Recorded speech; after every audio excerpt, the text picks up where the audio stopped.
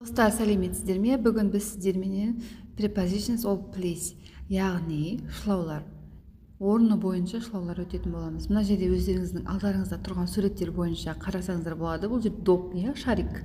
Сол қораптың ішінде, үстінде, астында, жанында, алдында, артында және арасында деген түрлері бар. Қараңыздар. In ішінде, on үстінде, under астында, next to жанында, behind артында, in front of алдында, between арасында. Міне мен өзім сіздерге қазақшасын жаза кеттім. Егер қажет болатын болса жазып алсаңыздар болады. Сонымен қатар қостым. On the right on оң жағында, on the left on сол жағында деп. Тағы да қосымша осындай үстеулер бар екен ағылшын тілінде места бойынша. Ал енді мысық қайда? The cat is on the sofa.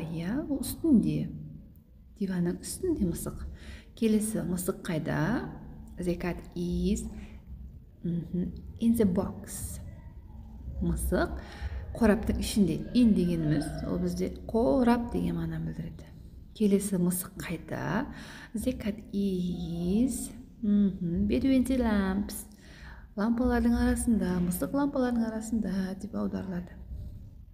Мысық мұнда қайда отыр? Мысық теледидардың алдында отыр. Ағылшынша қалай айтамыз?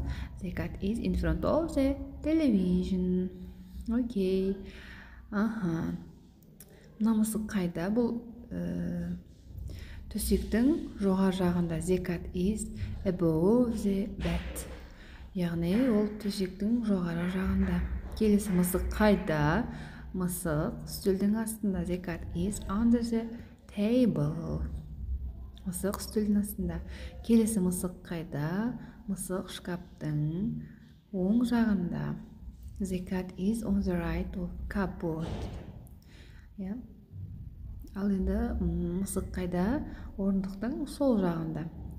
The cat is on the left of chair. Мысық үстелдің сол жағында. Түсінікті ме, достар?